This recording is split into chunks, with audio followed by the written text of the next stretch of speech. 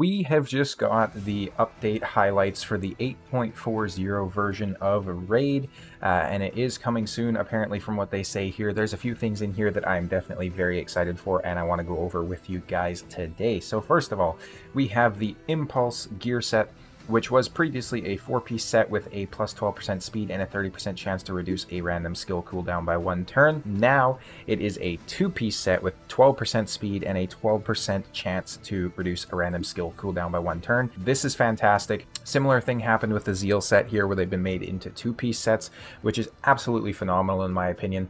A lot of times you'd be wanting to run something like Savage if it's a damage dealer or those sorts of things. You just didn't really have a place to actually equip the Impulse or the Zeal sets.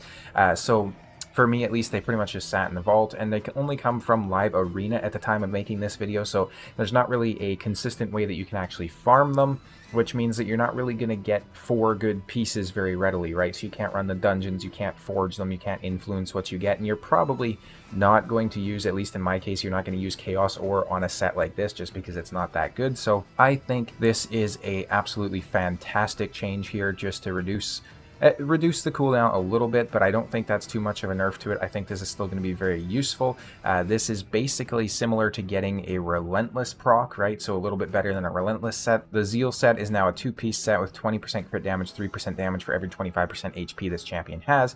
So basically bumping all the way up to like a 25% damage increase, which is nothing too crazy. Sorry, not 25, 12%. But if you stack this set, you're getting a decent damage increase there. So I'm sure somebody like Saf is going to work into the math on this and figure out that this is actually better than Savage in some niche set in Hydra when you're using 2 very specific champions or something crazy like that. But we're waiting for that video at this point.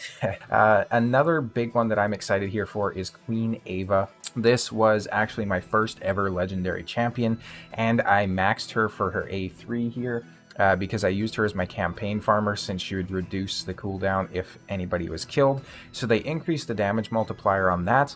They increased the damage multiplier on her A2 and on her A3, sorry, on her A1 and her on A2. The enemies killed by the skill cannot be revived is still in effect on the A2. However, it now ignores 50% of the target's defense, and it has an extra 15% chance of inflicting a critical hit. And she is, of course, also a Spirit Affinity champion, so she could be very useful for hitting through somebody like a UDK, or very useful for hitting somebody like a Wukong even through a UDK, right? Because one of the strongest counters to something like a UDK in the arena meta that we've seen was somebody like a Turvold coming in with his double hit, so he can smack the UDK on the first swipe and then smack whoever you're targeting on the second swipe after that. And especially the fact that enemies cannot be revived, that means she's going to be very, very effective for countering somebody like a Wukong. I've already seen videos from Shinny, for example, who's talking about this and how good this is going to be.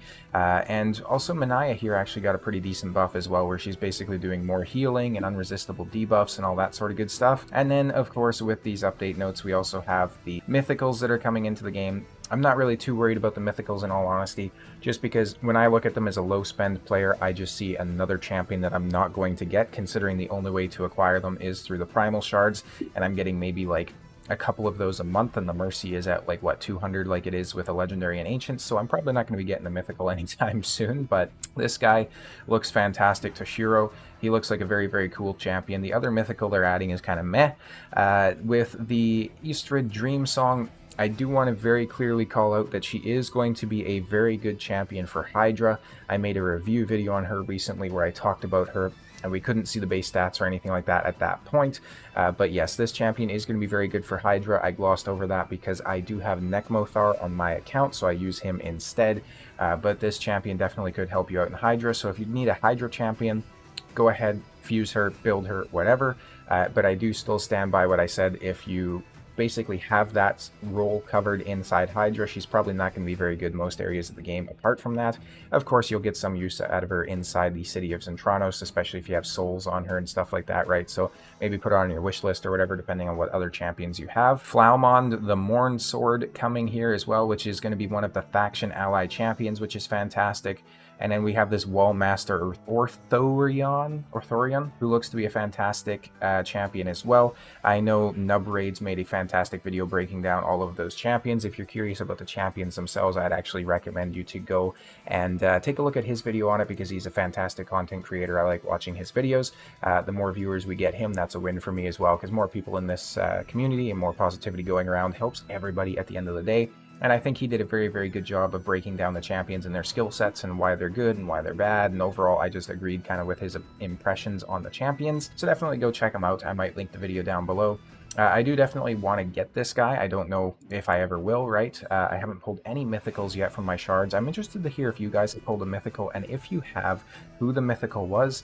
In addition to that, leave a comment down below and let me know which mythical you guys are wanting at the time of recording this video the most. So are you wanting this new champion? Is there another mythical that appeals to you a little bit more? One other thing I'll throw in here right at the end is I am actually in the very early stages of developing a game myself. So what I kind of want to do is bring the raid and other gacha mechanics in terms of the combat, so the heavy focus on combat and gearing and progressing in different areas, and I want to bring that into a traditional RPG setting without the gacha mechanics. So basically just a game like Raid that's not predatorily monetized like Raid is, right? So I want to basically get like the whole hero collection and gear enhancing and all that sort of stuff, but just have it in a single player experience so that you're progressing through and you're collecting new heroes and stuff like that. And then I can kind of update it as time goes on as well and release new champions and stuff like that as well. So it's in the very, very early stages right now. I do already have essentially a playable demo. I haven't released that quite yet, but if you guys are interested about that, I might end up releasing it for my Patreon supporters. So there is going to be a Patreon link down below in the description as well. If you guys want to check that out and start pledging there, you might get some access to that game early, of course. And I'm probably going to be creating some social media profiles here for it soon enough as well, just so I can kind of let you guys know what's going on and show the progress as I develop this. It is going to be a solo project, so it's going to take some time and some effort and all that sort of good stuff. So I'm hoping not to get burnt out. I'm just going to kind of do it casually on the side here, a couple hours a week kind of thing, and see how it goes. That being said though, thank you guys all so much for watching.